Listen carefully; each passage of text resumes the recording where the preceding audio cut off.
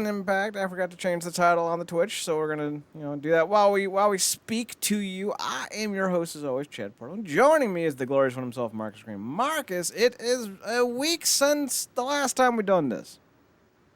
We are back. And the wrestling has not taken a break. Thankfully, it hasn't gotten as dumb as the NBA. James need to go on the goddamn Slim Fast diet, Harden. What? Goddamn. It's whacked. So, we got a full show lined up for you. As soon as I figure out how to speak and type at the same time. There we go. Booyaka shop.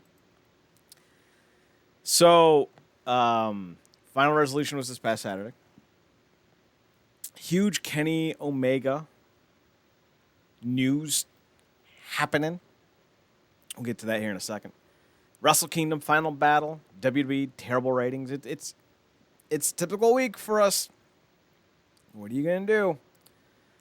But before we go all into that, good news, bad news, depending on how you want to think about it. Marcus, it's almost the end of the year. Which means we might do the big dumb New Year's Eve marathon. Yay! Oh, yeah. Our annual thing. Though I might want to shake things up this year. I am contemplating, I think we did this last year. I am contemplating having the show not technically in 2 nights or 3 nights, but technically doing the show in 3 nights, but then airing it all once on New Year's Eve to help cut down on the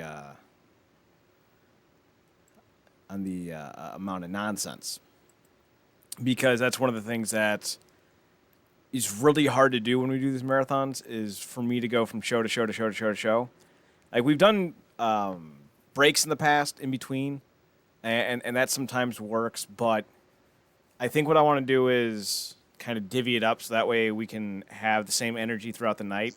Because I know Zach's going to probably want to do our nerd tracks at the end of the night like we do every year. Matt's going to want to do something with the games and comics and the Nerd Corp side of things. Swisher's probably going to be unavailable for the evening, so getting him done the night before would help. And if you have plans with your family or what have you, getting you in maybe the day before would be effective as well. If you don't have any plans, I mean, we could do it live. So the idea is that I still want to do something because I don't have any plans this year. So there's no real need for me to actually not do anything in terms of like doing the podcast. Like I got nothing else going on. Might as well do it. So that's probably what I'm going to pursue doing is seeing who's got what scheduled, building a kind of a rotation of sorts for the day or two prior to so we can get these in recorded and then we can air them on New Year's Eve. So that's kind of the idea that I have with that. We can talk more about availability and times and all that as the weeks go on, so we can start hammering down shows as well, just to continue the offering. But my hope is that at least half of what we broadcast will be live, so that way I can kind of like hang out, watch some bowl games. If there's some bowl games on, maybe order some wings, maybe scream at my neighbors for letting their kids on my lawn, take the obligatory time out to yell at the sky because I'm an old man who doesn't like things that are new. The usual. But that's coming up. And regardless of how we decide to do it, Marcus, we will be taking the week prior off, which is Christmas week. So we're going to be off the 20th through the 27th, no matter what. Like we got 7 days off, yo. And then we'll start deciding how to. Well, not we won't. We'll already know how to do it by the 28th, but so like we're going to be off that whole week to prep and research and to do what have you. So yeah, that's kind of the idea. And Marcus, obviously, input is always welcome. By the by, for those wondering, you can still vote for our year-end wrestling awards at the Wrestling Underground Wrestling Awards over at realnerdcorp.com, REALNERDCORP.com. We are on, actually, no, I shouldn't even say on page. We have shattered the previous records of votes. Hundreds upon hundreds of people have voted. And I'm looking at some of the votes and I'm like, what? Why? This is what happens when we let the flat scans have a say in these things. Every year I go, why do we let other people vote in this? And every year I'm angry at some of the votes. I mean, granted, we came up with the nominees, but still. I cut back down from my usual 99 entries. Oh, good. I thought I was the only one who cut back from his usual 200 entries. Good. We'll do 2 this year, and let nature take its course. A lot of people home, they be more available to vote. But if things are teetering the way I think they are, I'm gonna have to get back into the fight. just start doing the old cold call for the American Idol. Like, yeah, I want that one to win, and then you call back. Yeah, I want that one to win. Yeah, I want that one to win. Just keep going through all the voices you can do. That's what I would do. Yeah, this is the only time I feel the same level of panic and just overall frustration that gamers feel when the consoles first drop and they refreshing pages. Don't you vote for him? God damn it, I got to the last one and the error message came up, you bastard. I was entering the last digits of my credit card and you told me it was sold out. Ironically enough, speaking of things bought online, I'm getting some paperwork together for something I got to send in. And I'm going through my little treasure trove of things to throw out because they're important. And I've found 2 tickets from 2009 from concerts I went to, which is ironic because I never went to concerts when I was doing concert security work because, like, I'm there all the time. But I completely forgot that I went and saw Our Lady Peace and Creed in back-to-back weekends in 2009. And you know what? I loved it. They're great shows. I don't care if Scott Stapp is a big old weird pants man now, but like my own prison. That's that's real cool, man. It's also a good thing that those experiences that you had, whether they were straight up and down just regular run of the mill nights or nights where you had to apply a little bit of force, that those interactions didn't ruin your concept of going to the to those shows, because a lot of people would be getting ruined from having those experiences because you could see the stupid coming. Specifically, if you're just sitting in the audience, you're not security. Like you almost can't even focus because it's like, oh, this idiot's finna do it, isn't it? Well, there was some of that, but the reasoning why I think those 2 shows still kind of went well for me is I'm used to doing like smaller venues outdoors and bigger indoor venues, and I went to a smaller indoor venue and a larger outdoor venue. So I was able to be like, all right, the first venue had no one here, like maybe like 1,000 people, which is like all it holds. So like cool. And then the bigger venue was like 8,000 or 18,000 people, but like we were all spread out across like half a mile. So I was like, sweet. I cannot be near any of you and still listen to some music. This is dope. I love this. And then I can leave before all of you turds. Love it. So, social distance before was a thing. I've been social distancing since I was 2. Excuse me, sir, can you not in my sandbox? And it's like an 18-year-old with a juice box. Like, no, get out. I don't need your juice box germs all over my shovel. What are you doing? Speaking of shovels, let's talk about Final Resolution. I don't know what that segue is about, but here we go. So Saturday, Final Resolution. I was hot, man. I was burning up. I was livid. I couldn't access it. Yeah. Impact Plus. Yeah, I saw that. Yeah, I saw that. I was so happy that they started streaming it on the site. I thought they was just doing that anyway, but I had to remember like the first time that they did it because it was an issue, and then because I'm like, okay, if it's not a if it's not like a straight up down pay-per-view, I would assume they might stream it on the site. But again, they're trying to get people to go to Impact Plus, so that Mm-hmm. would kind of defeat the purpose if they just stream it on the website. So I didn't even pay no attention to anything that was going on with the app until I saw you tweet about it. And then, I think people was definitely flooding Scott D'Amore's Twitter. So Yeah, I was kind of mad. I was like, literally, I paid 10 or $8 or whatever it is a month for this service for this reason. Like, this is literally it. This is the reason I'm here.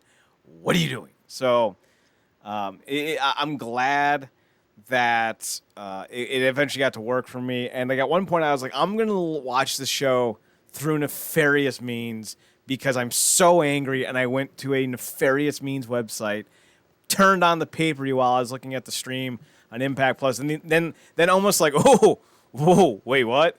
And then all of a sudden, the official stream started working again on Impact Plus, and I just went, mm-hmm. So I closed the nefarious stream out.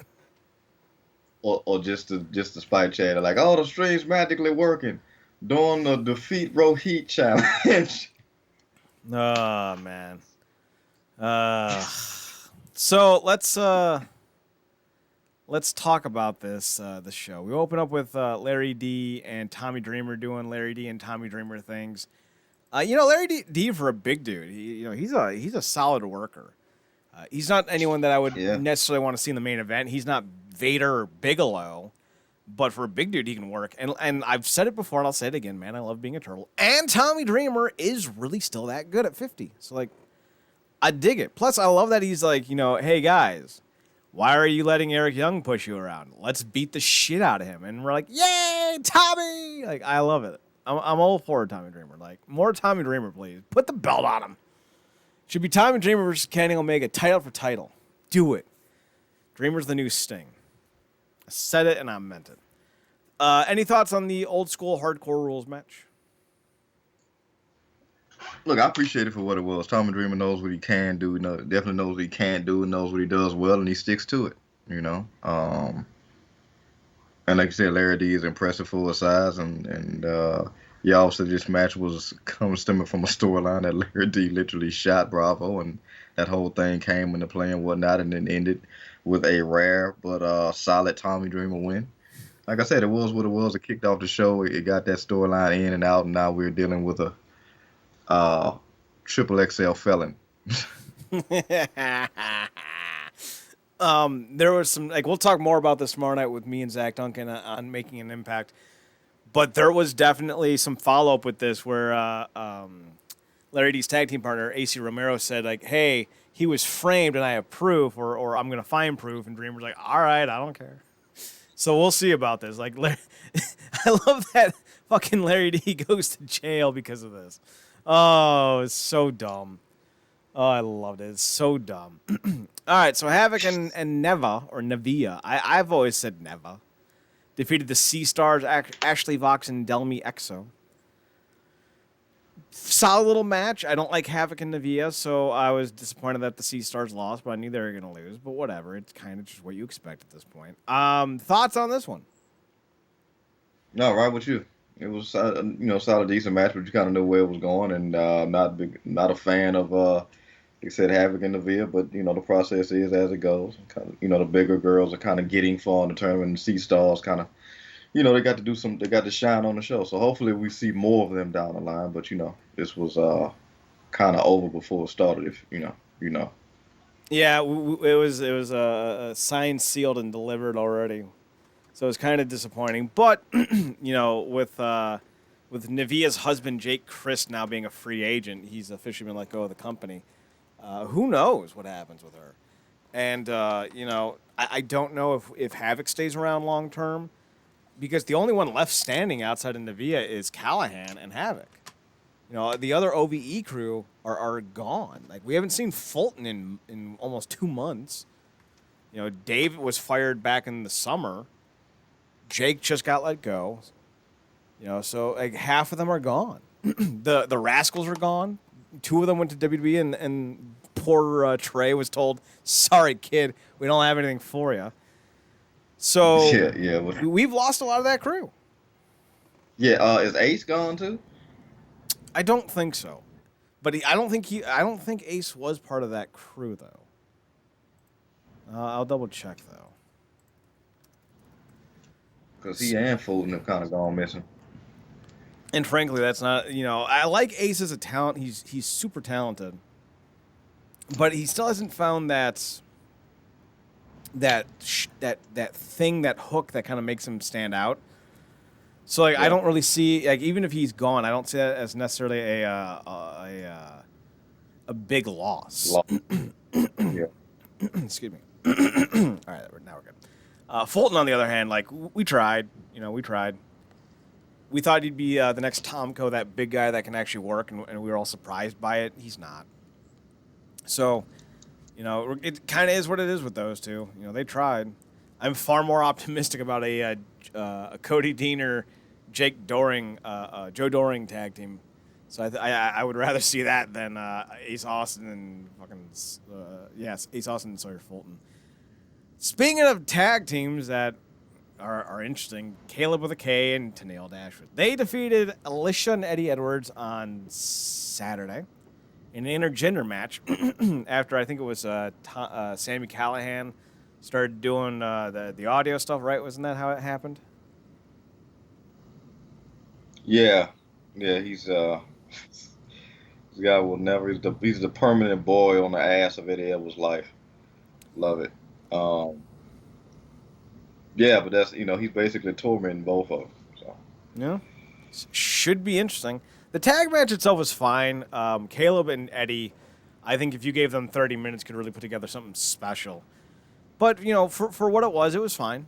This isn't supposed to be like the big pay-per-view matches. So, I got what I was expecting, and I don't say that as a bad thing. Like, it was a fine experience.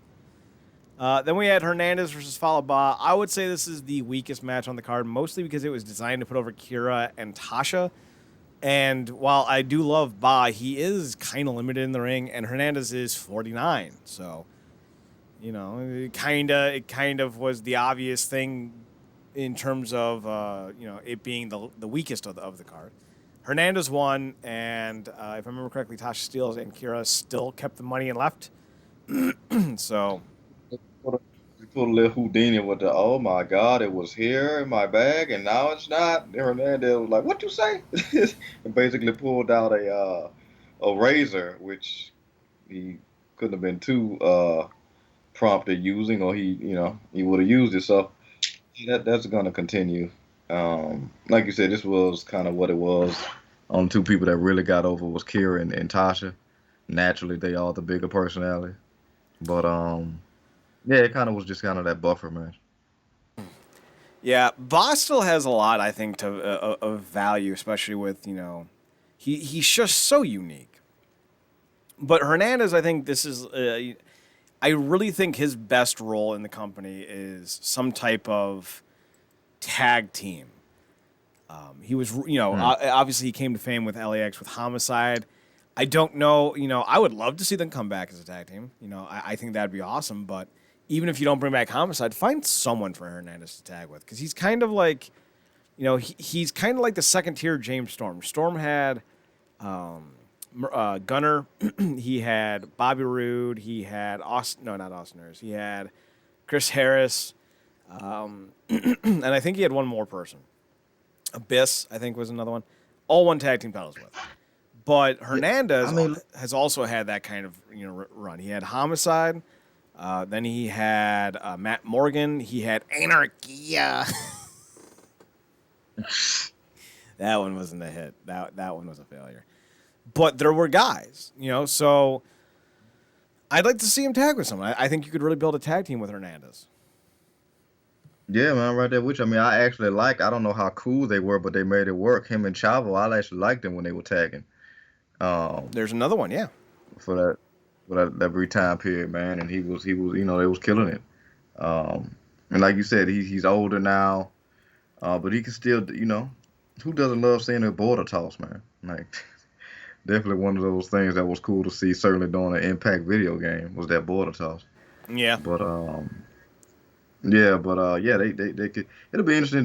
They try to do some intergender stuff. I think he'd be kind of hilarious with Lish.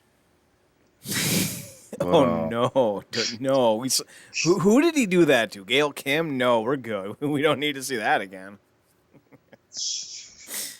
Uh, yeah, they could. Well, I mean, hell, it might be funny if him and Ba end up tagging, which would be random as hell. But we've seen stranger things in the company, so it would work considering that they're both two big dudes. yeah, and with a certain guy with the initials absent, Foz might need a partner. You know. Oh God. So by the by, the fifth person that Storm tagged with twin titles was actually Christopher Daniels. So there you go. Abyss, Gunner, Rude, Harris, Daniels. 5 men. There you Oh, go. that's the Fallen Cowboys. That'll be fun. It was during their Triple X/AMW days. And Ah, and the ironic thing was Harris and then I think it was Ely Skipper won the tag belts from them or they lost the belts to them. I forgot in which order it happened. So, all right. That takes us to Eric Young versus Joe versus Rhino. I was hoping this would be Joe Doring versus Rhino. We still haven't seen Doring actually wrestle yet. Former All Japan Triple Crown champion. He's really good in the ring. Him versus Rhino would have been a great fucking hard, not hardcore, but a strong style type match. Instead, we get Eric Young versus Rhino. It's fine. It was fine. I like Rhino. Young's fine. I really enjoyed what Young's doing with Diener. I think that's a great thing, but this was just fine until the end, which was great. The Dieners come down, and Cody's like, "I'm gonna beat up Eric Young," and Jake's like, "Yeah, do it." And then Cody punches Jake, and I'm like, "Wait, what? I did not see that coming." Cody Diener's a heel. I love it. Marcus, thoughts? yeah, I did not see that coming, but it does kind of remind me of what they pulled with when Chris joined that thing on the show, and seeing that they might be doing a little bit of that here, you Mm-hmm. know. Cousin Jake, man, yeah, like I said, I didn't see that coming, but we'll see. They seem to be doing multiple versions of separation with a couple of these teams, and it seems like it's a little premature for me, but I guess I'll wait to see what they do. You know. So that takes us to Manic and Rohit. By the by, I am looking forward to that Eric Young, Joe Doring, Cody Deaner stable. They all got ties in BCW, so I'm excited. Manic versus Rohit, man, I'm telling you, Rohit has been awesome. I love the cowardly, I defeat Rohit, I'm better than you, but then he always finds a way to sneak out a win. I love it. And then that dastardly heel TJP cheats the system, dresses up as a wrestler that he isn't. And then he decides that he's going to steal the title from Rohit. This is Marcus. This is malarkey. Rohit got flim-flammed out of the belt. Everyone knows Manic is TJP. And yet Scott D'Amore allows this to happen. Stop the count, Marcus. The referee should stop It's the so much. count at 2 because he realized that TJP was actually Manic. It's so much effort. Like from Scott Demore to Josh on Scott Demore on Twitter to the Josh on commentary. Nobody can actually sell, no matter how much they try. Not that Scott Demore is actually trying to do a good job at selling that this ain't TJP. It sucks because I think Rohit was the one thing that popped off this year that nobody really saw catching on the way that it did, and Mm-hmm. this is without a crowd. So I can only imagine what it would have had. But the dude, man, he took the ball and he was running with it. Like he was one of my reasons why I wanted to watch every week. And the concept that he may not get this title back from this gimmick that died a death even in the earlier stages of that James Storm faction. So I don't know, man. Like I said, this kid is everywhere. Like he's in New Japan, he's in Impact, he's in freaking MLW. W. Like he just won't go away. I I think I would have liked this better if TJP came out with like sleeves when he was manic, so like we wouldn't be able to tell like, oh yeah, them's your tattoos. Because like if you're trying to go for the tongue in cheek like Hulk Hogan as Mr. America gimmick, like all right, cool.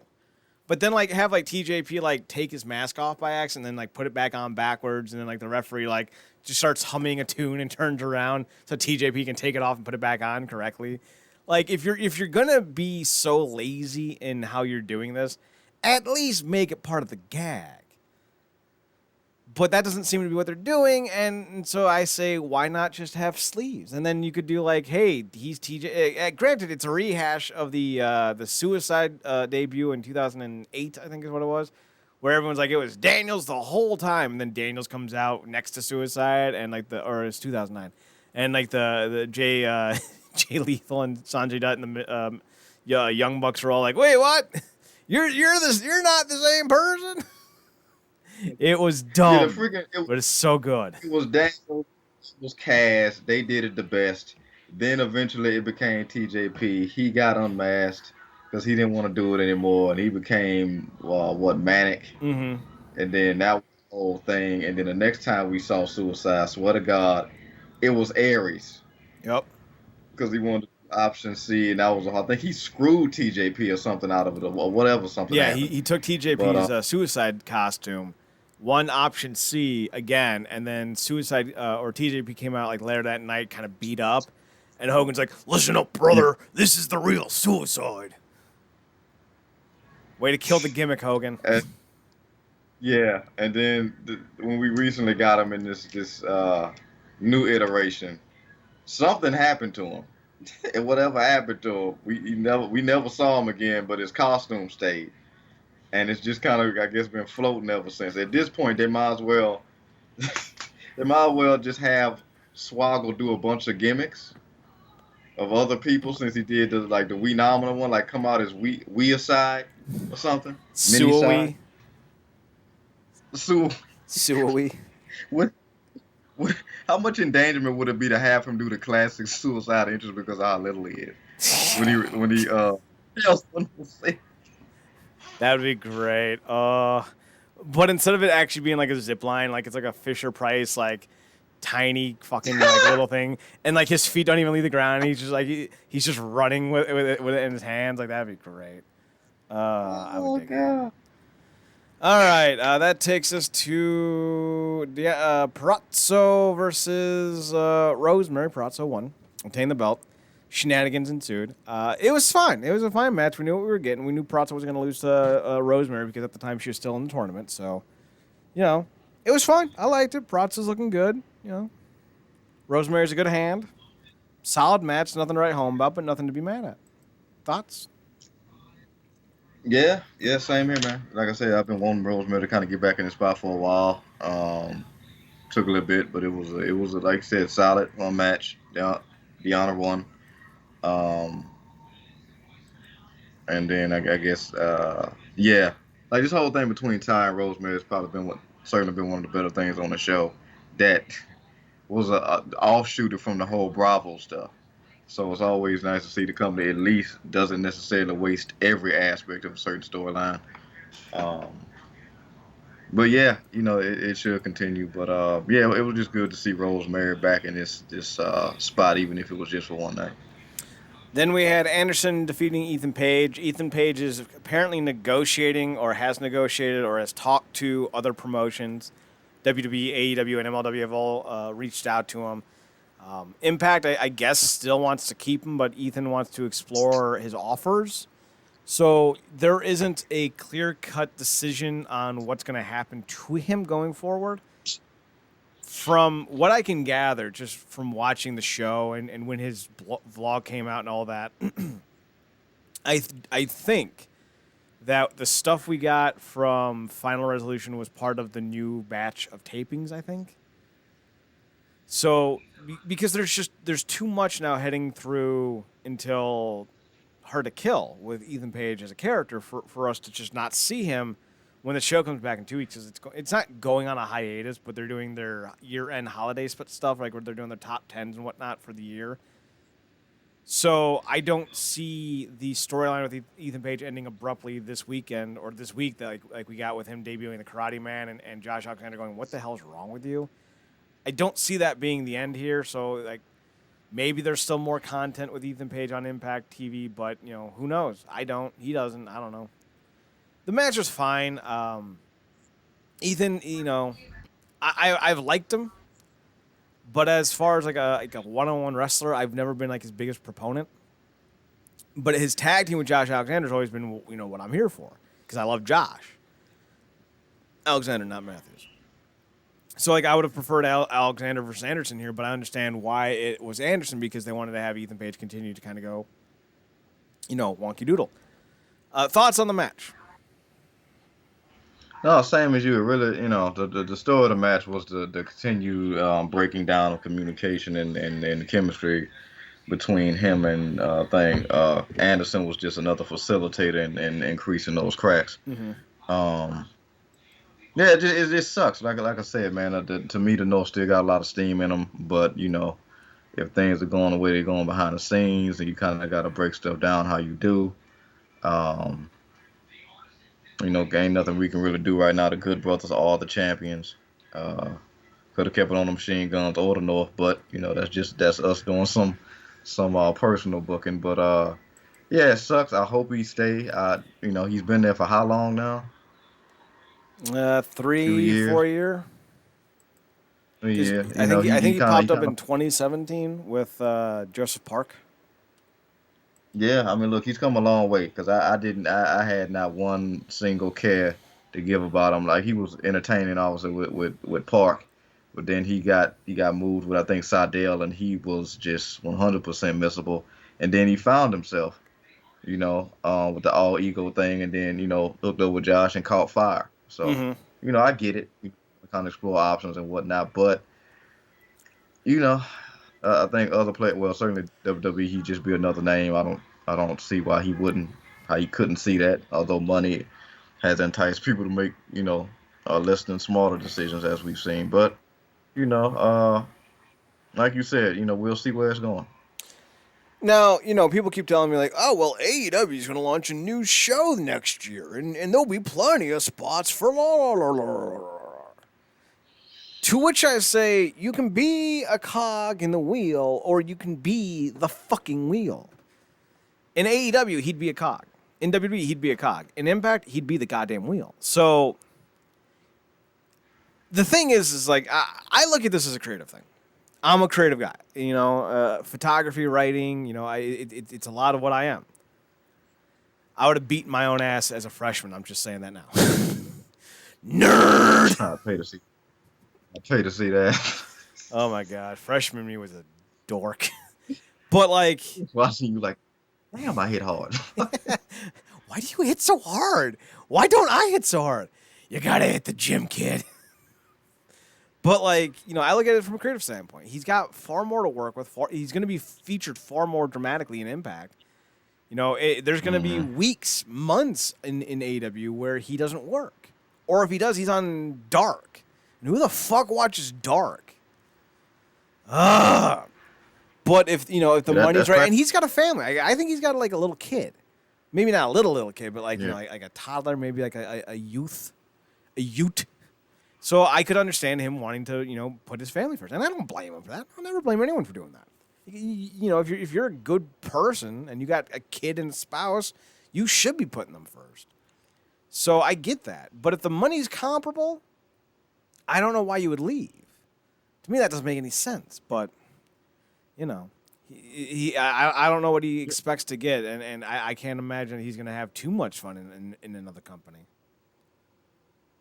Yeah, I'm right there with you, man. I mean, he wouldn't if he try to go to WWE, he's probably obviously would get a whole new name and God knows what else, and wouldn't be able to do half the stuff that he's doing on social media.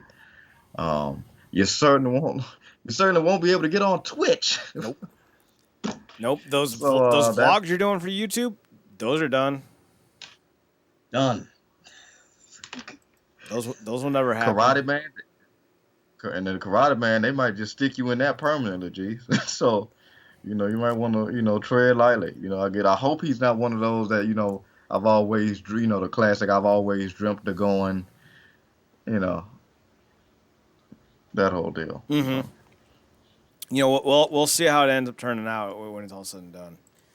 And then finally, Swan versus Bay. Real solid match for the main event. World title's on the line. Swan won. My only real gripes to these types of pay-per-views is that whenever you do a title match on these, you're pretty much saying, it's a gimme. We knew that Deanna wasn't going to lose to Rosemary. We knew that Manic was going to defeat Rohit because they've been building it up. But while Rosemary and Deanna were doing their thing, Rosemary and Taya and Johnny Bravo and others were in their thing, so there was a second storyline. Swan has been in a second storyline with Moose for months. So we knew he wasn't dropping the belt to Bay. So I don't know why the decision was made to go with Bay. I would think that if you're a wrestling company and you're trying to entice viewers, you would be like, let's see who we can get to have like a quote-unquote money fight with Swan. Maybe you go get Rob Van Dam for one night, or maybe you go and you peruse, some of the New Japan guys who might be home on leave, or All Japan guys, or Noah guys. Maybe you look at Mexico and like, hey, can we get Ray Phoenix for a night? And you go in that direction, or Laredo Kid. That's what I was thinking of. Maybe you go and you do that, or maybe you're like, hey, Matt Bentley, I know you're 100 years old in the eyes of Impact fans, but would you like to do a title match? Or maybe you get a Homicide or someone, right? Like, you get that special attraction match. A Chavo Guerrero, or like when he was on the indie scene on MVP, because MVP did one of these, I think it was a Twitch special for Impact like 2 years ago. Like, get someone like that.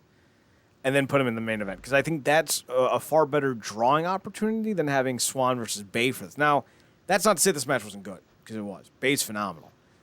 Bay's a real good hand, and he knows how to work. He's very clever. But I don't think this was the main event draw you could have had. Now, thinking about this, like, you could have had, Dreamer versus Nagata, for all I know, or Terry Funk. I don't know. I don't know who's available anymore. And that could have been the main event, and then Swan and Bay could have been the semi-main. But, like, I feel like this card didn't have the name power at the back end, and I think that's why, if anything, this show doesn't have the same kind of appeal that some of the others have had in previous years, because the Impact Plus stuff is always like, hey, we have Great Muta on the show, or hey, we have, Chavo Guerrero or whoever. And I feel like, they missed that opportunity with this. But then again, I also think to myself, how much opportunity do they have with the pandemic going on? I don't know. But I think for what we got, it was really good. Bay, real solid stuff.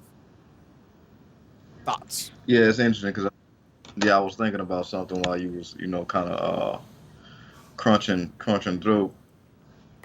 How would you have felt if they would have like did a thing where, because obviously Moose has been on this great build from really a while now, going all the way back to that faction with him, Aries, and Cross, as a build, and obviously with this whole TNA thing. In his mind, he has the actual world title, and Swamp is in a way dimming his light because everybody is on him.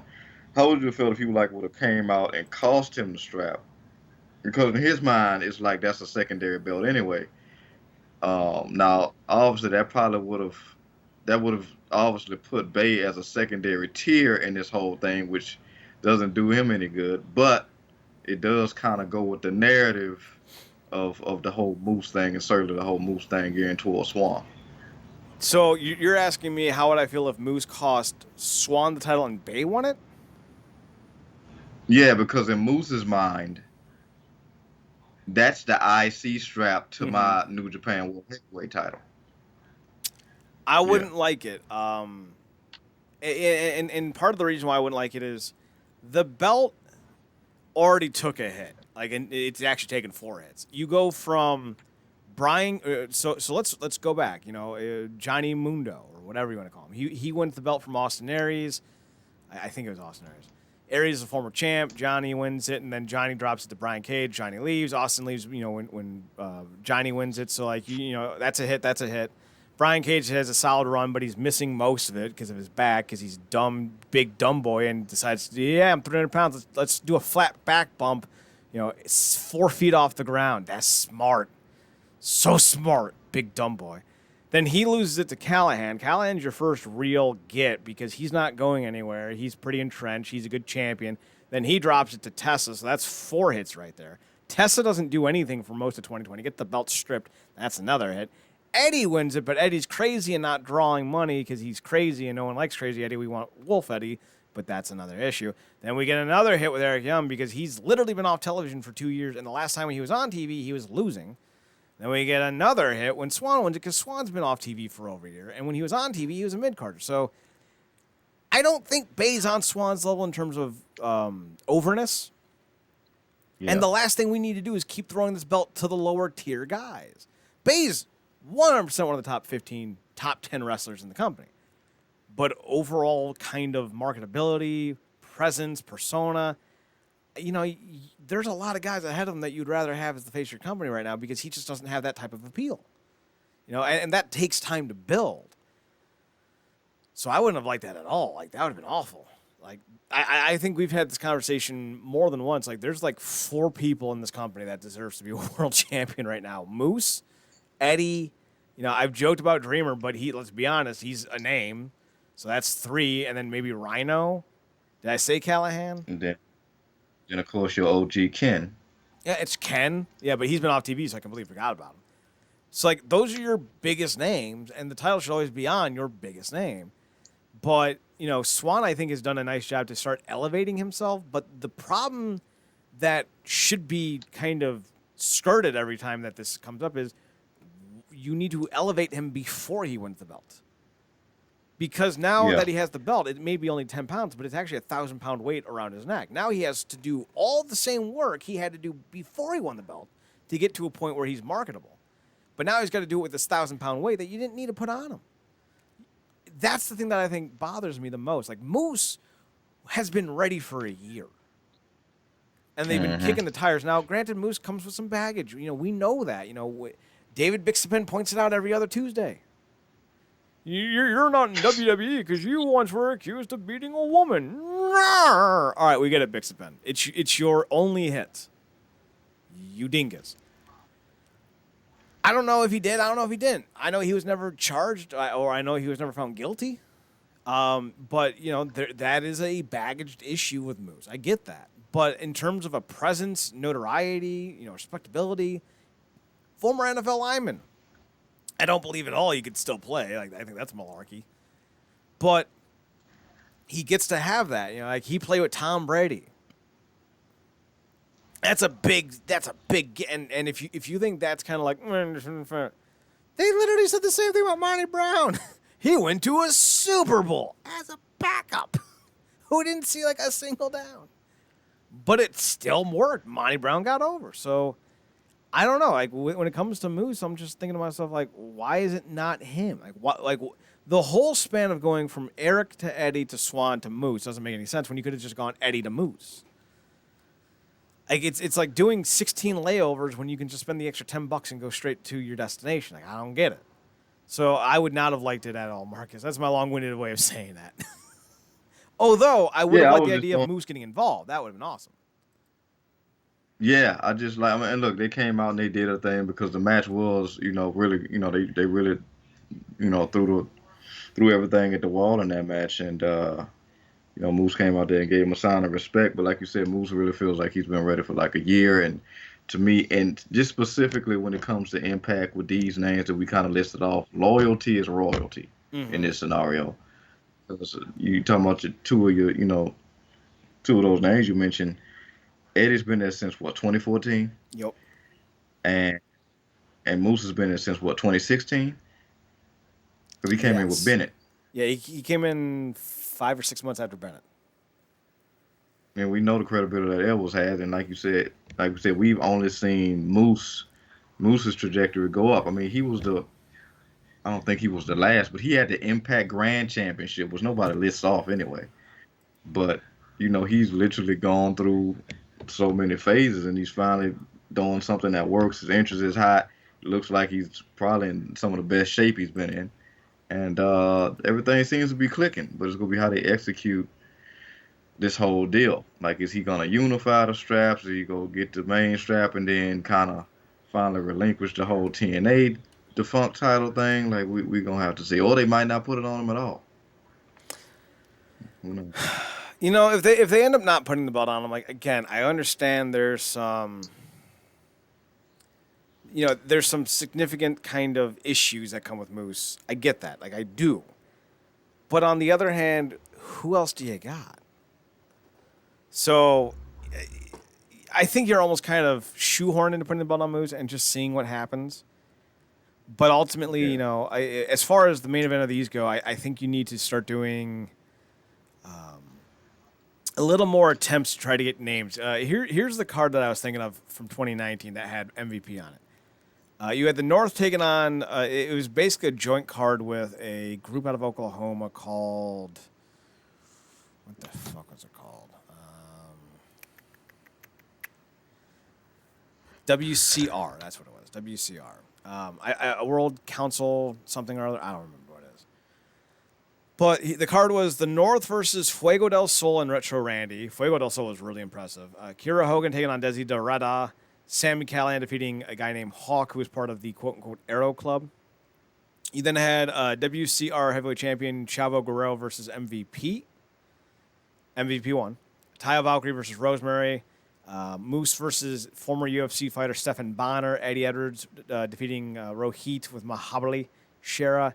Brian Cage and Eddie versus Mahabali and Eddie. Brian Cage and Eddie versus Mahabali and Rohit in a tag match. And then the main event was TJP versus Michael Elgin.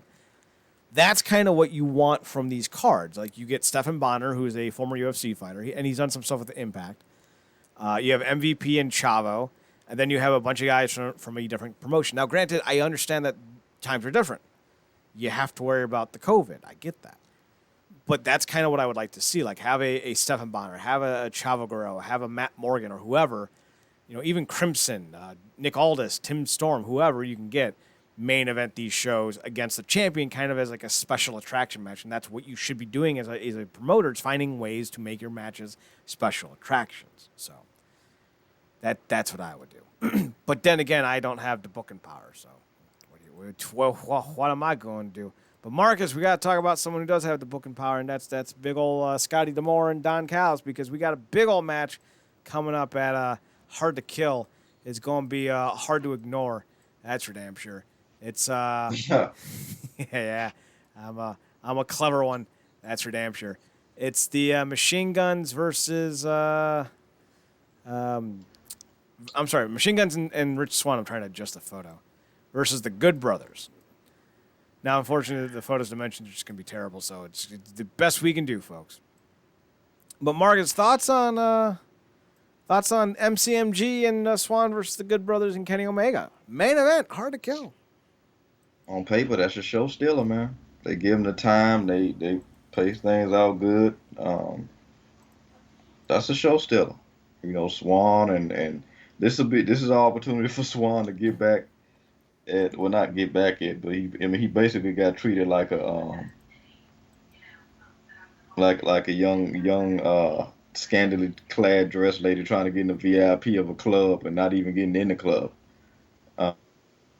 That was a couple of weeks ago when he was trying to get on the bus. Mm-hmm. Yeah, you could show and prove with that, and then obviously we know the Machine Guns are trying to get the straps back when they dropped into the North. So yeah, I mean, obviously it's there. You know, we got to make something of this whole Kenny Omega coming to Impact thing. I could do without these commercials because they're getting worse about a week. But yeah, like I said, on paper, that's not a main event. I don't know what it is. I mean, this show's going to draw. Let's be honest. Yeah. This is a solid main event. Like, and again, this kind of goes back to the idea of we're talking about these Impact Pluses. These Impact Pluses are affordable pay-per-views. At least that's how I view them. So then you have your pay-per-views, and you still need the attraction match. This is, without any doubt, an attraction match, because it's not just an AEW guy in the main event. It's not just a real banger of a match, because let's be honest, Carl Anderson and Kenny Omega, they're pretty good hands, and then of course the Machine Guns and Swan, they're all good hands. I did leave someone out for a reason, but it's the formation of the Bullet Club, or the reformation of the Bullet Club, at least in terms of unity, not in terms of name. So Yeah, it's yeah. you got 3 layers on this one. I mean, yeah, and they can literally kind of almost close the circuit a little bit by bringing Styles out. The Wee nominal one. We don't know what. Just put the hoodie on. Don't show his face. We don't deserve to see it. Literally, don't show us. And just had a backstage shot of with the guns up, man. You could be like their little mascot for the night. It would be interesting, you know. It would be interesting. That's for dang sure. So I'm excited for it. What else do you want to see on this pay per view to make you want to tune in? You because like what? Maybe we'll get Ethan Page's final match. Maybe we'll get Perazzo versus I don't even know who's left for Perazzo. Yeah, are they building up the I don't Perazzo know about. Taya? I don't know. But if that is what they're building to, I think they could do. Because is this a special or pay per view? This is a pay per view. Okay, if they're not gonna do a singles, because she don't necessarily have nobody right now, because all the focus is on the tag tournament. They could kind of continue this whole thing with her and Ragnarok and do like a no holds barred tag match Mm-hmm. or something like between the two of them and Ragnarok. I mean, Taya and Rosemary are no strangers to hardcore matches with everything that they've been through with each other and the Blanchards and obviously she would call Jade the blue one, I guess. So while she's suffering so much right now. Well, But at least calling her the blue one is less racist than calling her the black one. Because if Rosemary's like, oh look, it's that one. You know shit's coming. Like, we were talking about Taya calling them Chihuahuas, and I asked, you think that's racist? So like, yeah, at least the blue one is far less offensive. But I will say this: they had a nice showing against them on Impact tonight in that tag match. Tasha and Kira have such good chemistry with each other. And I'm not just saying that because I'm kind of in love with Kira. I'm not. Yeah, I'm digging both of them, but Kira's, she's got James Harden's stomach in another area. So So you're saying she has James Harden's ass?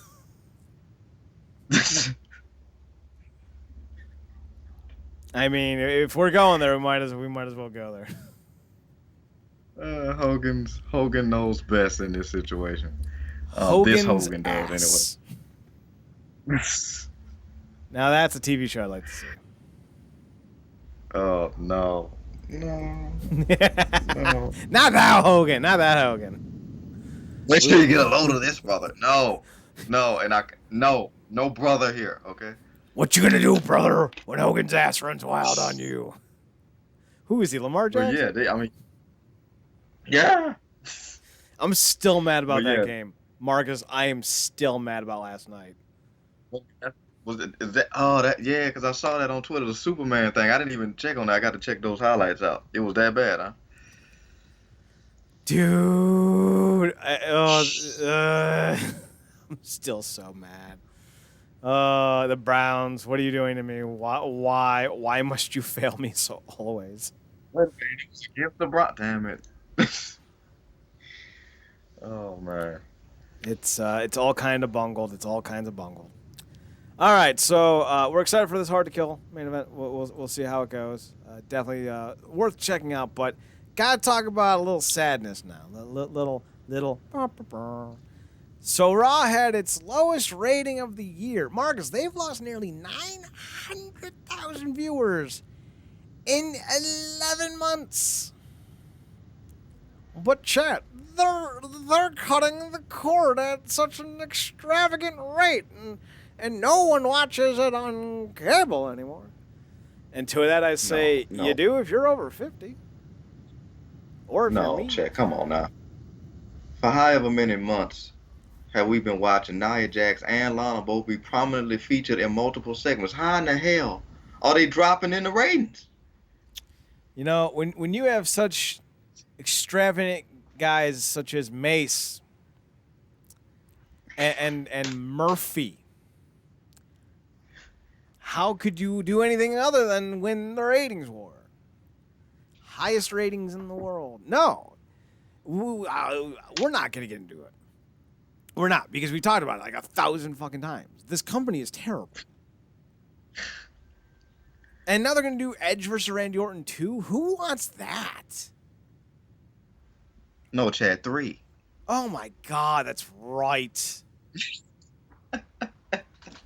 We didn't want it the first time. Hey, Edge is back from a career-ending neck injury, and all these available Hall of Fame super duper matches are on the table with AJ Styles and Bryan Danielson, all these guys he never got to work with. Who do you want to put him in there with? Well, we can make a new star like Keith Lee. That's an idea. We could have, a return of Bryan Danielson or Daniel Bryan and have him take on Edge, and that'd be great because they both got head and neck issues, so they would be very careful with each other. That'd be awesome. We can just do Randy Orton. No, boo, that's a terrible idea. And then Vince just peeks up from underneath the table as he's doing all the cocaine. I love it. We're doing it. All these ideas. All these fucking ideas. And like, let's just do the same thing we've already done before. Yeah, that's brilliant. 2004 was awesome. I'm not still better.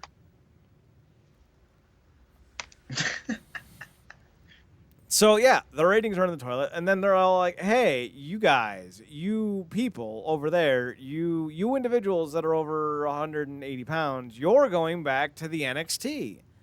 And Donovan, or who, I don't even know who Mace is. Like, Mace is going, and AJ Styles' bodyguard is going, who hasn't even wrestled, so, like, how would you know he's terrible? I'm just saying. And then the one guy that they introduced, Bakugo or Upogo or the guy that was introduced on Raw Underground, he's going. And everyone's Cueto. What? Java Cueto. Oh yeah, Cueto. Dario Cueto. What? No, don't send him down. He's awesome. So like you send all these jabronis down, and like you can just see like AJ Styles nodding, and like I don't know who's on the roster anymore. And then that person's nodding, and Bryan Danielson's nodding, and Keith Lee's nodding, and Vince is like, why are you nodding? You're going too. And Keith Lee's like, what? Just see Styles storming Vince's office. You know this is going to ruin my relations with the black community. Black community? So, I'm just kind of sitting here perplexed. I don't know what the hell this company's doing. And Brian Zane just posted a video a week ago, maybe 2 weeks ago, talking about the quote-unquote NXT 6, which were Otis and Tucker. What was her name? Did Ladies Right with the hat? Oh, freaking Lacey Evans. There it is, Lacey Evans, EC3. I forget who the other two were. And like they basically all flopped. Like you had Tucker, man. Like Tucker was over, or Otis was over. I'm sorry, Otis was over. So what do? Nothing. He had the hottest angle going into WrestleMania. Yeah, with the hottest girl. Funny enough, you bring that up. I saw last night like Liv or Mandy Rose was back, and like I honest to God sat there for like a good 3 minutes going, wait, which one is Mandy and which one's Liv?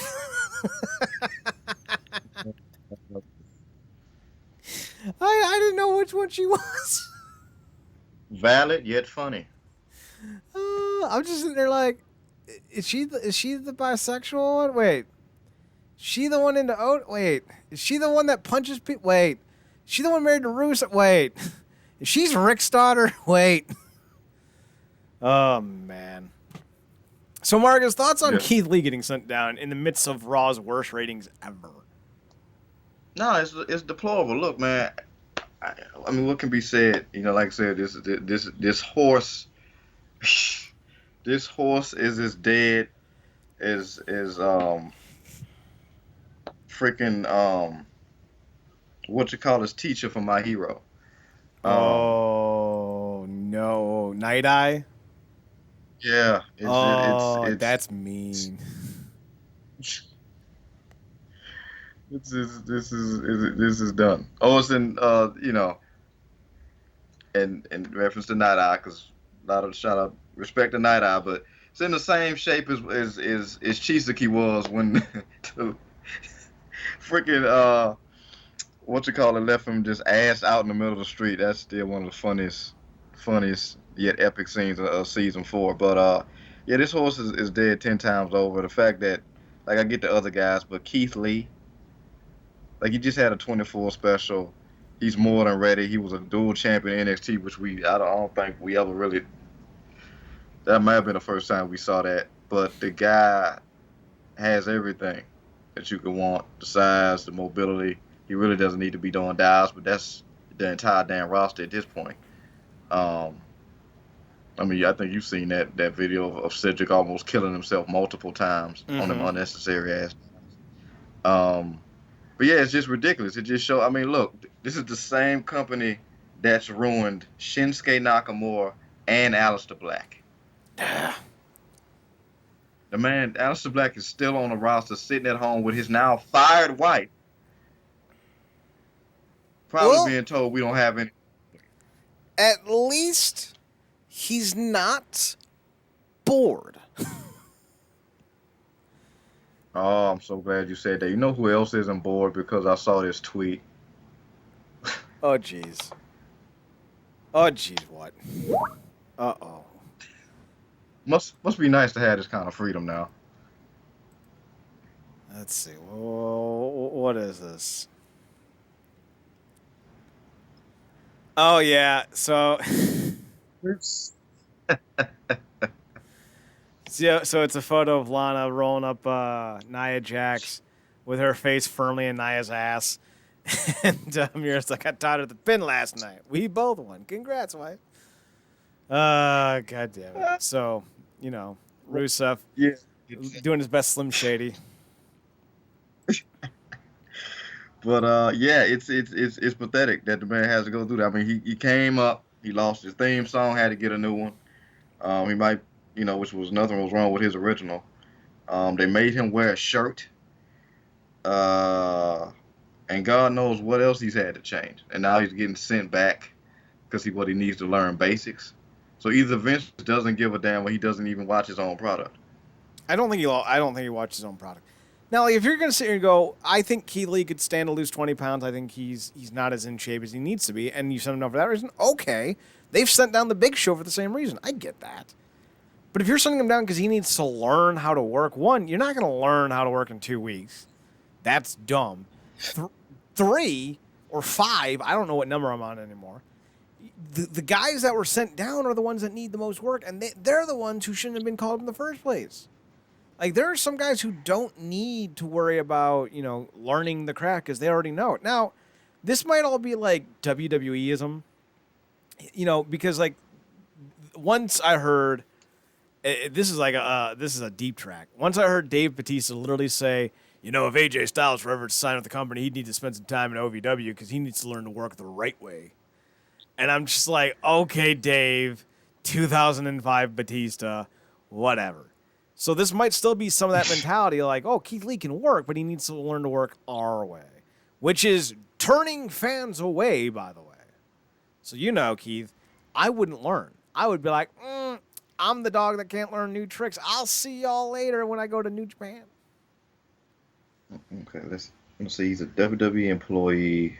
In terms of his in-ring, he needs to learn 50-50 booking, roll-up pins, 50 dives a match.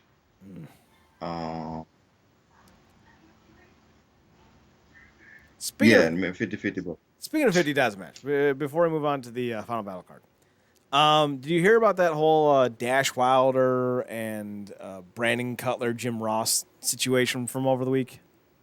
No, I didn't. So Jim Ross basically said that people need to stop doing bunch spots where a guy jumps off the big top thing and lands on all 12 people.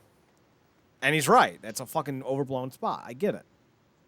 And then Brandon Cutler's like, and he used the same wording that Jim Ross used in a tweet. Like, he's like, we're going to bunch together and jump off shit and then draw 1 million viewers. And then Dash is like, imagine being so naive to not listen to one of the guys that, shaped the business. And then it became this whole thing. And I'm just sitting there and thinking to myself, this is what happens when you let morons like Brandon Cutler into wrestling. He has no respect for anyone. And I'm not saying you have to agree with Jim Ross. I'm not even saying that the form that Jim Ross spoke about, because apparently he said these things on his podcast, allegedly. I'm not saying that he was right to say it. But we've lost this mentality in this country, and I don't know why, that if someone says something bad about you, you have to respond without realizing that what someone says about you does not reflect who you are. It reflects who they are. So if you in turn reply with something negative, it does not affect who they are. It affects who you are. I now have no respect for Brandon Cutler because why would I? And now Jim Ross probably shouldn't have said what he said, at least in a public viewing. I get that. He's a behind-the-scene guy, but you don't need to make it worse. And then, I have not been a fan of the FTR crew for a while because they're kind of punks. They're bullies in both a literal sense and not. So this, to me, is just another reason why I think AEW is ultimately doomed to fail. It's not going anywhere anytime soon. Do not twist my words. But when you have the boys running things, this shit happens. And Brandon Cutler's like an executive vice president of bullshit or something or other. And I'm just thinking to myself, who the fuck is Brandon Cutler, number one?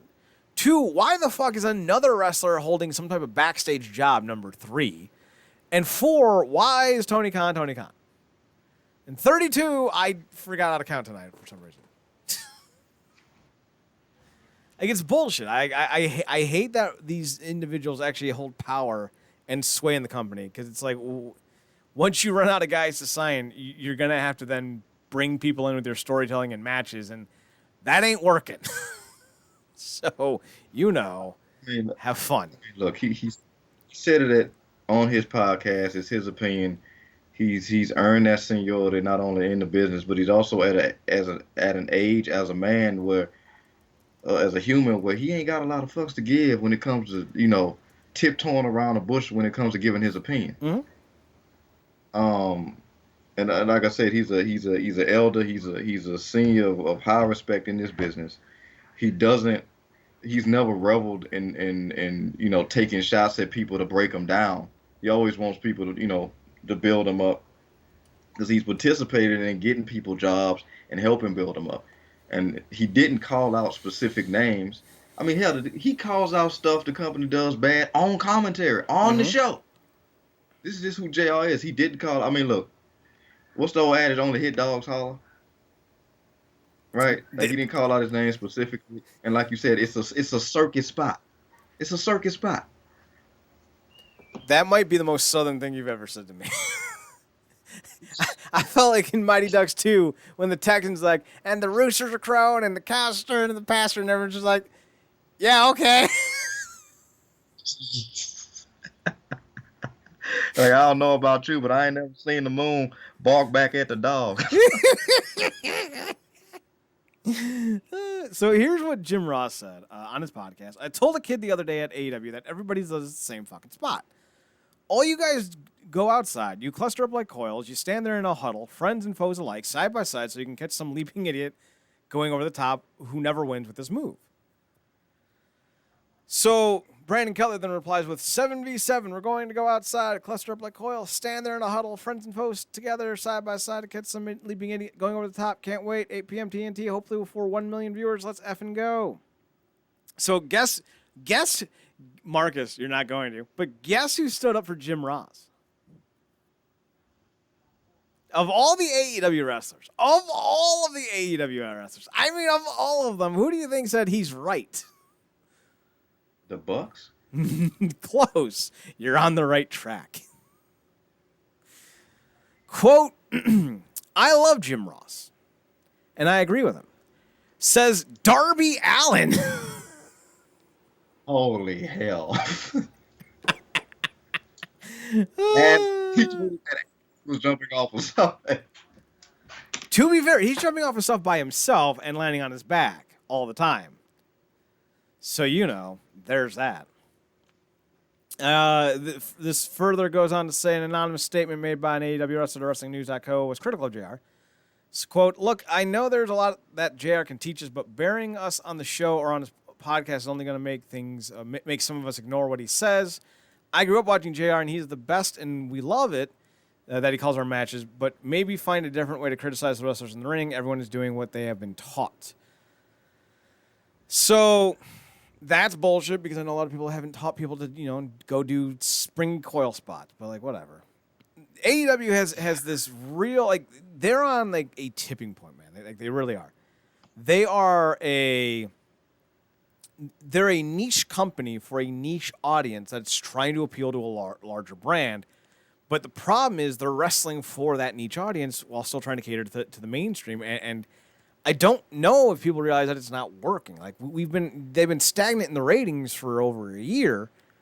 They used to be at like 2 million, 1.2 million, 1.3 million, 1.1 million, and now they're like steadily 800, 900,000. They've lost a big chunk of their audience. So I don't think people realize that like once all the big debuts come, once all the big gets come, once all the big matches that you've already thrown out on free TV happen, you still have to use this roster, and I don't think they realize that. And guys like Brandon Cutler aren't going to be making it happen. And I just looked at a picture of him on his Twitter account. I have never seen anyone want to be a member of what was that awful WB tag team with it used to be Bram. He was in it before he got fired, and then they replaced him with somebody else. The not the Decay, the Forgotten Sons? No, not that one. Although I forgot that tag team. Who were they? No, the it's like they debuted on Raw and got destroyed by like the APA and DX and all them. Oh, geez. They were like the longest reigning tag team champions in NXT for a while. Oh, the Ascension. Yeah, the Ascension. Brandon, I've never seen anyone try to be a cosplayer of the Ascension as hard as Brandon Cutler. He looks like the tiny one with the hair. It's not good. Jesus Christ. He get picked for that downfall game. He stole the gimmick. Yeah. Yeah, basically. Yeah, look, he is one of the main problems with the company. You basically a AEW dark regular with dynamite opinions.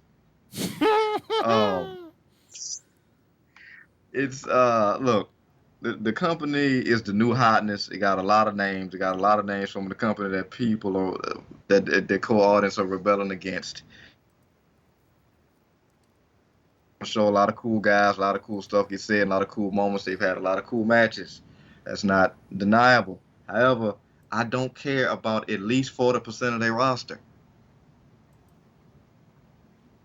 I just don't. Like I don't care about everybody in a circle.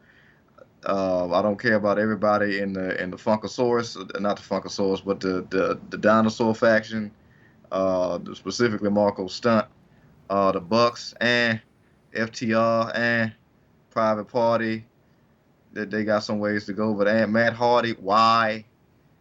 Like, Guevara still on little tight, goes back to the inner circle. Like, I just don't care about like Billy Gunn and his son is ringside any given week. Cody's on every show, multiple segments or segments that go way too long. We thanking God for Sting for now. Like, and Taz and his crew, they all right. I like Ricky Stark. Brian Cage it's hard to miss him. And they got he's a wide boy. Brian Cage is a very wide boy. And he's about to get eclipsed by Will Hobbs' big ass. So talk about an eclipse. Exactly, literally. But I just who cares about the Dark Order? So it's besides Moxley, Omega, Hangman, when I want to care, I'm nitpicking every week. I'm also tuning in to NXT, and that's not blowing the roof off anything. Speaking of spots, I mean, you even talked about the damn spot. Oh boy, hit that same spot off the cage, and they missed. Mm-hmm. You called it. They dropped him. They missed him. So it's like, some people just got to take a step back. I get it. You would prefer to be critiqued behind the scenes instead of on air because you feel like it comes off a certain way on air. But the man, he's gonna call it like he sees it, and he's only calling it out because he wants it to be better. It's a circus spot that's unnecessary. It's just a lot of these spots just they're unnecessary, and the reason why you say it's what you've been taught is because you know it'll pop a rating, it'll get people to view it because people. It's like the freaking the Flying Graysons. Mm-hmm. It's cool. It's cool, but it's only go, you only see it so many times before it's like when once you start anticipating stuff like that, it really drops it down. So, you know, and like I said, man, like the fact that Darby Allin is the one that came out and said, like I said, man, just stick to dark, or hopefully you don't transition to Dynamite, because Brian Cutler just sounds like a whack superstar, or just a I'm whack man. gonna Because you got. cut you. All right, calm down, Brandon. But when it comes to, we already got the Butcher and the Blade on. The Butcher, the Blade, the Butcher, the Blade, the Butcher, the Blade, and I've turned out. Yeah, we already got those two, and I'm pretty sure Kingston would literally cut somebody. So we don't need you. When you say it like it, there aren't a lot of names I would tune in for. Sting, okay. John Moxley, sure. Maybe Kenny Omega, depending on what he's doing. Definitely Eddie Kingston. Will Hobbs, or Powerhouse Hobbs, I'm definitely interested in. But like, that's it. Like some of the Japanese chicks, definitely, but they haven't been seen since COVID, and that's really it. I am unimpressed with the roster. I'm not tuning in for Vicky. You got me turning the TV on Pentagon and Phoenix. What are you doing? And part of that is Impact's fault. I won't deny that. Like making him into a tag team with his brother was the dumbest decision I've ever seen. Putting the belt on him for like 3 hours when you had Pentagon, and said, "Oh, we're gonna put it on Austin Aries instead." So dumb, so stupid. We almost literally watched him die on the show. Right? They also have LAX on their team. Like, think about that. Santana and Ortiz are in AEW. No one talks about them anymore. Like, they went from having the most banger of matches in Impact to being Jericho's also ands. So, like, AEW. Yeah. Oh, that also ands. That's great. So, let's talk some Ring of Honor, because I'd rather talk about Ring of Honor than fucking AEW or WWE. I'm very much embracing my counterculturisms. You're the mainstream you. I know who I am. I know what I'm about. All right, EC3 is off the Ring of Honor final battle card, as well as Kenny King, Flamita, and Bandito. Sorry, every time I hear Bandito, I think of that song. I'm not trying to be insensitive racially speaking. I'm just saying, like, the song for me was the Frito Bandito. So, like, yeah, it's gonna come back every time I see the name. Honestly, none of these names I'm gonna miss. and talk about, like, man, AEW has killed a lot of names. WWE has killed a lot of names. I think EC3 is the only name in 2020 that committed suicide. Like, goddamn, you ruined your entire reputation, kid. I don't give a damn about him at all anymore. They're all off the card due to COVID restrictions, and I find that to be awesome. Not because they have COVID or because they might be symptomatic or asymptomatic or what have you. Because that sucks. I don't want anyone to get COVID. I don't want anyone to deal with the illness. I don't even want the people who are like, oh, it's a hoax. I don't need to get vaccinated. It's not that big of a deal. I don't even want them to get sick, right? Like, you're stupid. That's enough of a plague for you to deal with. God's already dealt you a bad hand to begin with. I don't need you dealing with more. I ain't that vindictive. But, like, what I love about this story isn't that these guys got COVID. It's that we're like, listen, we pre-tested them. They got COVID. Either they're symptomatic or asymptomatic, it doesn't matter. They're not coming. So that means that they literally went through the entire roster and made them go and do COVID pre-screening testings before coming to do Final Battle. I love that. I do. That's awesome. It was filmed on the 10th, so it'll air on the 18th. Here's the card as it stands now. I have to imagine some of these matches are going to be moved to the main card. There was 3 pre-show matches. I think 2 of these at least will be made, or at least maybe all of them now, because Bandito and I think Bandito and Bandito and Flamita, I think, were in the TV title match or something like that. And then EC3 was going to face off with the racist Briscoe brother. Which one? I know. So here's the card as is. Tony Deppen versus LSG versus Josh the Good Woods versus Dak Draper in a 4-corner survival match for the winner, getting a TV title shot on the main card. Then Fred Yehai and Wheeler Yuta are taking on the Foundation, Tracy Williams and Rhett Titus, in a Pure Rules tag team match. That would be awesome. I don't know who Brian Johnson is. I think that's delirious. He's taking on Danhausen. And if Danhausen wins, he'll get a Ring of Honor contract. This match has already been spoiled because Ring of Honor already announced that they signed him to a contract, so he's going to win. Although, have you seen Danhausen's work yet? No. He's kind of imagine if Joker Sting was intended to be like super evil, but in a comedic way. Like this isn't like an exact quote, but like Danhausen will be like, will say something like, I'm Danhausen and I'm going to terrorize you by tickling you with chicken feathers. You will scream in agony. Like he's like an over the top kind of villain, but like he's like twirl the mustache, face painted kind of villain. He's very entertaining, although his Twitter account can kind of irritate me to the point where I unfollowed him several times and then refollowed him, then unfollowed him. But he's super charismatic. So I would suggest you to watch some of his promos. I don't think you need to see any of his matches, though. Like, he's not that good in the ring in terms of, like, being, like, a super big hand, but, like, he's super entertaining. Like, he's got a gimmick that works, man. The OGK, which is the original Kingdom, I would imagine, are taking on the Righteous. So that's Matt Taven and Mike Bennett taking on Vincent and Bateman with Vita Von Star in their corner. I don't know who Vita Von Star is, so I'm going to Google her right now. Next up, we have Dragon Lee versus the winner of the earlier match between Tony Depp and LSU, Woods and Draper, so that's on the card. We also have the Foundation, Jay Lethal and Jonathan Gresham, defending the tag team titles against Mark Briscoe and PCO, of all people. Although, now that Jay's off the card, wouldn't that make more sense to put PCO or Jay with Mark Briscoe? I'm just saying. Pure Championship, John Gresham versus Flip Gordon, so Johnny Gresham's doing double duty tonight. And then the main event is Roosh versus Brody King, which has had like 0 build. And I have no interest in that match. Although if Brody King wins, at least that's something. And I just Googled Vita Von Star, and I get it. She's got kind of like a goth look. I get it. I dig it. So the card is what it is. Marcus, it's going to be airing on Friday. Any interest in this one?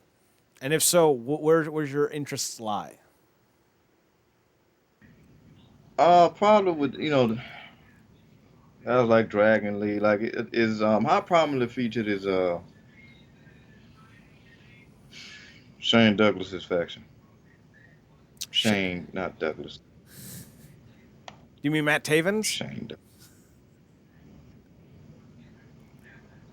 No. Oh, Shane Strickland. Shane. No, not Strickland. Shane Taylor. God damn it. We both fucked up so hard. Shane Strickland.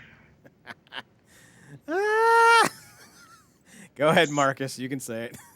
We don't all look alike. Welcome to the docks. I got swerved.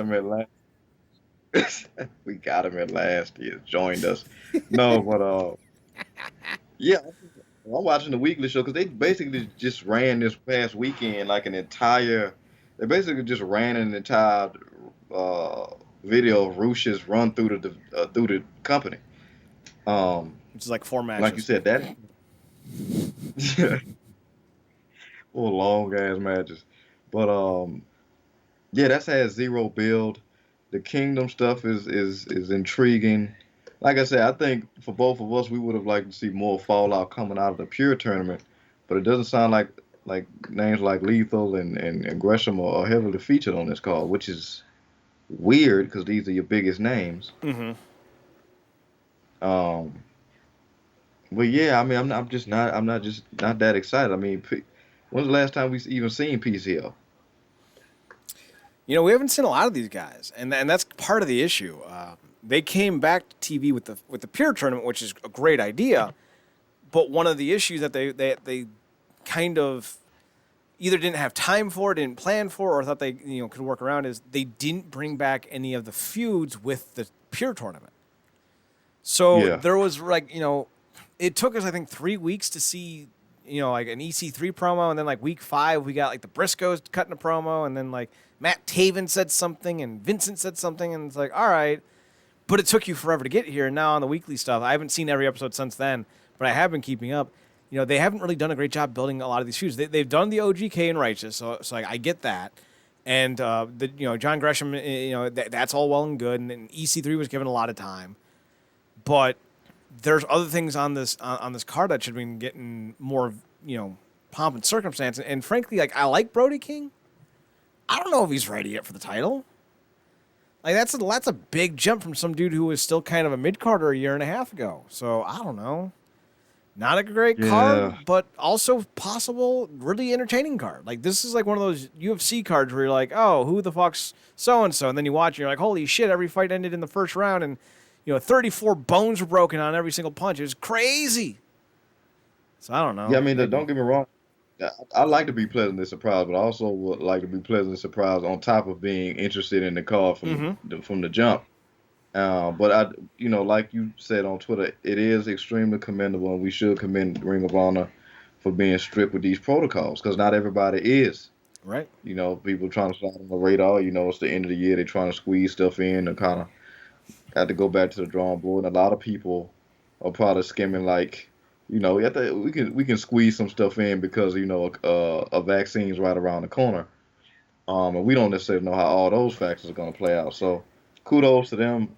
Uh, Also because for the longest time they couldn't take any more negative press, Mm-hmm. specifically in terms of dealt with things of this nature, particularly behind the scenes. So it is nice to see that they all kind of getting on their own horse and kind of riding up the right path, if you will, with that. But we'll The see. Like I said, I'll be pleasantly surprised by this card, but we'll be interested to see when they can kind of get some more of these names back regularly because these not a lot of the names that I was looking forward to see. At least we didn't lose Coleman off commentary. that's So, true.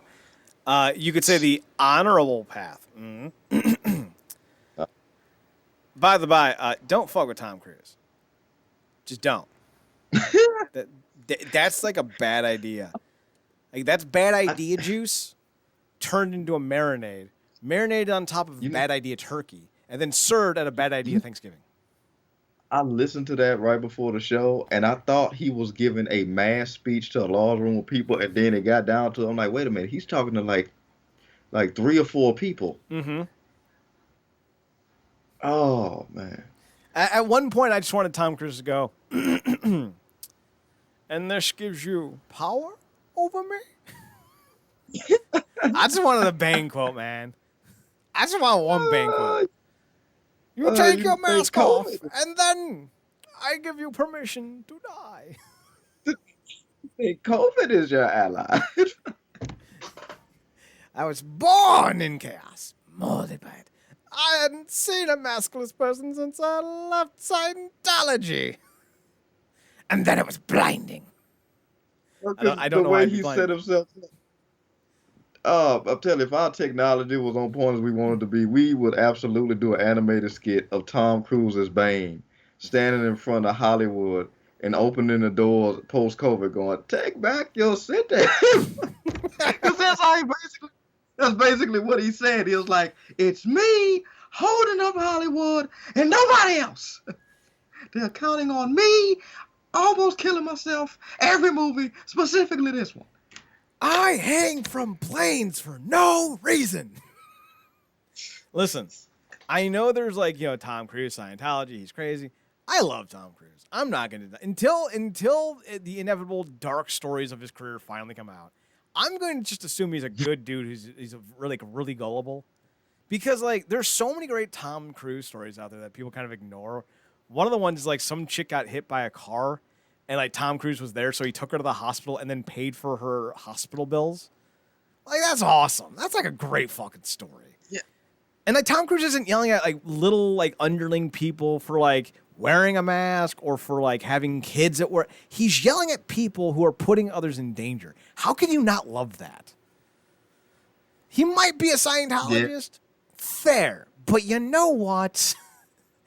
We have a president claiming to be Christian and smoke bombing people outside of, of a church. So like, maybe religion isn't the end all be all of who is and who isn't a good person. Tom Cruise. Until you become crazy, I got you back. Yeah, you may have not liked the delivery on that, but it's coming from a real place. Oh, no, Marcus. I loved it. I'm sitting there going, woo! Yeah, do it. I'm like eating popcorn like Biggie in the New Day in the front row. It's like, you seen Pacific Rim, didn't you? Yeah. All I can see is him, like after he's saying, like, do I make myself clear? And doing the thing Idris did when he put both fingers to his ear. It was like, oh, are we clear? Then it just bent over. It's just, oh, man. I could see Tom Cruise screaming at his crew, "We are canceling the apocalypse!" By the by, Idris Elba's Apocalypse, just to hear him say apocalypse all the time.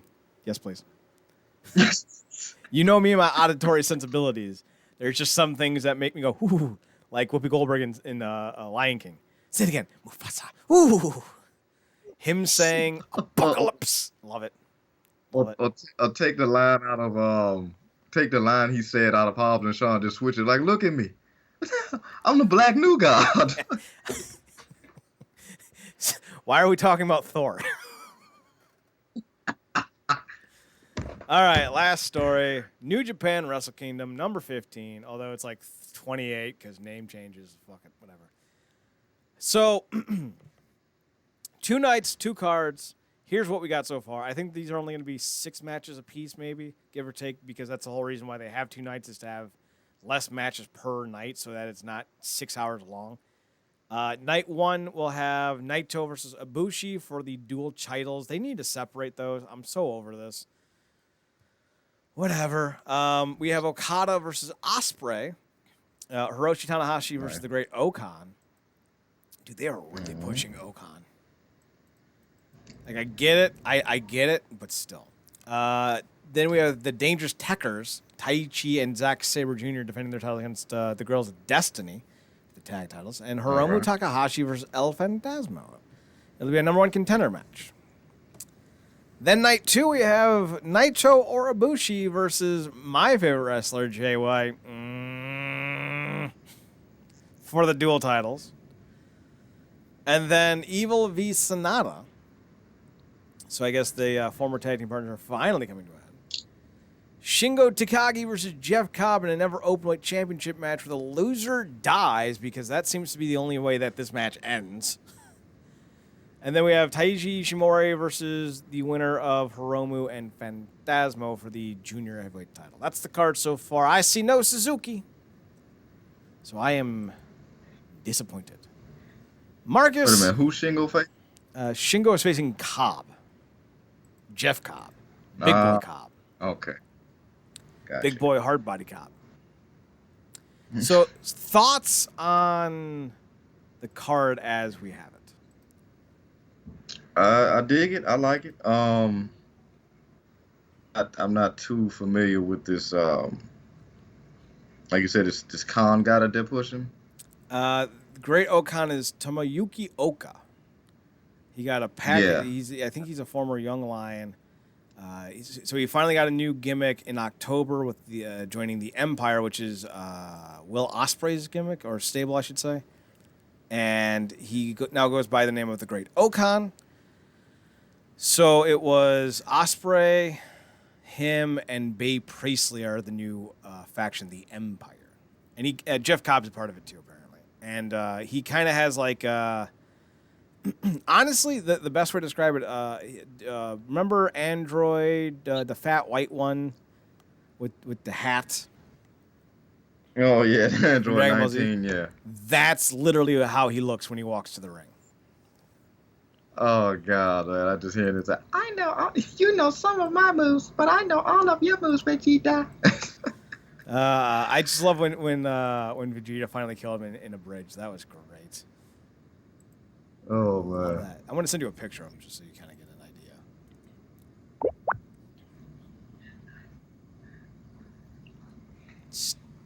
Still sending. Sent. Ah, okay, yep, that's definitely Android 19 vibes. He looks like a Ghostbuster villain. Also, loosely reminds me, very loosely reminds me. You remember Kenzo Suzuki? Of course. Yeah. I remember his wife.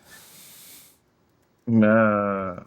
What was he? The Bronze Warrior? It couldn't even be the Golden one. Poor Kenzo. I think he's still wrestling. Who's he wrestling with? Noah? All Japan. He's wrestling with All Japan. So that's the card. How do you feel about it? Because I know for one, I have some mixed feelings. Like on one hand, Ospreay Okada should be interesting. They're clearly putting over Okada over Tanahashi, so we'll see how that goes. Takahashi and Phantasma will be awesome. But on the other hand, like I don't need to see Jay White in the main event. I don't need Ibushi versus Naito. Like that doesn't do it for me at all. Neither of those guys do it for me. So like what's the end game? I don't know. Like they got a pretty stacked card or roster, I should say, but I don't know if they have access to all of them because of COVID. So. Yeah, and I'm not particularly. Yeah, I've never been. I've always respected Naito as a character and as a performer. I've just never gravitated towards him in terms of like actually seeing him in the ring. More so of a Coda guy myself, and I've grown. Jay White's grown on me in terms of his in ring, Blasphemy. because he doesn't need to cheat. He can go in the ring, but yeah, I don't know if I necessarily want to see that either. All I do know is they need to separate those titles, like you said. Like it's up that IC strap, you know, is its own thing, its own prestige. I get it. They tried to experiment. It worked for what it was, but I think it's time to move on from that. Um, Obviously, anything Shingles involved with, I'm watching. The Super Juniors always deliver. I'm looking forward to seeing more of the Gorillas finally get back in action and whatnot. Um, like you say, Tanahashi, that match is going to be what it's going to be. And what else is on there? Yeah, the Osprey Okada thing. That should be a show still, if nothing else. And it's not too often we get Okada not in a main thing. So we'll see. I think this is not necessarily like 5 stars on paper, but I think it got the potential to over deliver in some areas. So we'll see. It's the same idea with Ring of Honor. It's not a great card on paper, in my opinion, but it could be a real banger of a show. Plus, I don't think the cards are finalized yet. We don't have anything with the 6-man. We don't have anything with the junior tag team titles. We don't have anything with Suzuki yet. So, like, there's a lot of stuff still to add to the card. By the by, you asked me if Shane Taylor and his guys were doing anything. He was supposed to be on the card in a Ring of Honor 6-man tag title match against Bandito, Flamita, and whoever their tag team partner was for the tag titles. So since Bandito's off the card and the other guy's off the card, obviously the match is no longer happening. So just Yeah, that's interesting. And I don't think you mentioned Kenta, who I'm guessing is just gonna be sitting at home waiting for Moxley to mail the damn title back at this point. Oh yeah, Kenta's not on the card yet for New Japan either. So there's a lot. You got EC3's on the card. Not EC3. Yeah. John Moxley's on the card. It's like there's a few guys. Plus, I don't know if they can get access to the young boys that are over in the U.S. because they got a lot of guys over there in the U.S. that are doing some killer work. Yeah. So who knows what this card's gonna look like? It's gonna be interesting. So yeah, that'll do it. That's about all the time I have left in me. I have no more energy to give to you. I feel like we've done enough. Marcus, any Yeah. final thoughts? Yeah, man, just R.I.P. Tiny Lister, man. Affectionately known as Debo to many and to others. Zeus Mm-hmm. from wrestling fame. So 2020 continues to be a drag, but R.I.P. Yeah, I besides the Friday movie, and he was in what was that? Not Uh, Armageddon. Fifth Element, Yeah, The thank you, Dark Fifth Knight. Element. As the president, I don't really, he was never a guy that ever seemed to cross my viewing radar, so to speak. But anything I've ever seen Yeah, him in, I enjoyed. Like I've never seen whatever that fucking movie is called, Over the Top, Ready to Top, Hulk Hogan topping people. I don't know. yeah. I like him, just don't let him date my daughter, brother. Kind of movie. I don't know what it's called. That's the 2020 sequel. Hulk Hogan topping people. Hulk Hogan. I don't want him to date my daughter, brother. The sequel. A lot of his work, I don't think I saw. I wasn't really Yeah, watching too much of his work when he was in WCW for like that 6-day span. Because I think that was during the summer. But I remember him in Friday because I saw Friday when it first came out on VHS because I'm old, and I was like 9, 10 or whatever it was. And my brother loved it because he's very much into hip hop and music and hip hop culture at the time. So it was summer in Parma, Ohio, and we didn't have cable. What else are we gonna do? We're gonna go rent movies from the local video store, and he liked that one, so that's the one we watched. And he was awesome in that. Like he was great. I was just watching the one clip where the guy puts the chain in his shirt, thinking Debo won't find it, and then Debo like snatches it anyway. And like the funny thing, like, that's supposed to be a comedy, right? I felt bad when he's like, "Man, my grandmother gave me that." I'm like, "Oh my god, I'm so sorry." Someone go get Debo. That's so mean. okay. Felt so He bad for looks him. so big in that movie, man. Like that's not the guy you want to have to psych yourself up to swing on. Right? Like, oh man, Jesus. So, R.I.P. Touch the wrestling community, and we're forever thankful. I forget what pay per view he was. It SummerSlam? Was that the one he was on? I'm trying. Was it? I think it was a No Holds Barred. Well, the movie was No Holds No, that was Barred. the name. That was the movie he was in, but I think he was in like a SummerSlam match because I want to say it was like Savage and Hogan versus Zeus and Ted I think it was DiBiase. SummerSlam '89. What was the headline? SummerSlam '89. Second was headlined by Hulk Hogan and Beefcake versus Savage and Zeus. Okay, Savage. Okay, I knew Savage was in the match. I knew Zeus was in the match. And Yeah. I knew Well, Hogan was in the match. Well, oh it was wow, Miss Liz and yeah. no. Go on. No, it was with Miss Elizabeth and Sensational Sarah. That's cool. Oh, the other cool thing about that is Savage and Hogan pretty equal, and then you had Beefcake and Zeus pretty equal. Beefcake was trash. And Lister had like 2 weeks of training or some bullshit like that for the movie. So he did what he could, and you appreciate that. All right, so we're done. We'll see you guys in 2 weeks' time for the New Year's Eve broadcast. We'll have the winners of our Wrestling Underground yearly awards for that night as well. We'll also be doing the game awards for this year as well for the year-end stuff. Matt and I will pick that. Plus, we will convene next week to talk about Hall of Fame inductions, which we'll also talk about for the year-end stuff. So that's kind of what we got going on. And then next week we're going to talk shows and how we want to record them and who wants to do what and what we want to talk about. So it's going to be a whole thing. So keep an eye out on the Twitter at NERDCORP and on the website at realnerdcorp.com to find out news and information that we have going on about all our stuff. By the by, before we sign off, the other Twitch channel, because this is twitch.tv/Wrestling Underground, and our other YouTube account have been officially changed to the Real Nerd Corp Twitch account and Real Nerd Corp YouTube account, just because I feel like it has an easier name and we can make that our official brand while making this our subsidiary wrestling brand because things and reasons and whatnot. So there's that. All right, Marcus. You can be found on Twitter at ParadoxKid, ParadoxKid.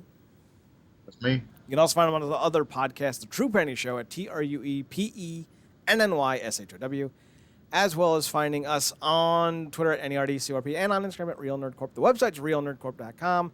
I'm at Twitter at ChadNerdCorp. That's Chad Nerdcorp. And on the Instagram at Chad's Photo Hut, ChadSphotoHut. We're done. This is technically the last broadcast of the regular year, and then we'll see you on New Year's Eve. But also come back tomorrow, same channel, twitch.tv, Wrestling Underground, for Making an Impact to review the last Impact of the year. Me and Zach Duncan, check it out. So for Marcus Green, I'm Chad Porter. Thanks for tuning in. Thanks for checking us out. Thanks for giving us a chance. Remember to watch more wrestling. And as always, Marcus, take us home. Good night, me.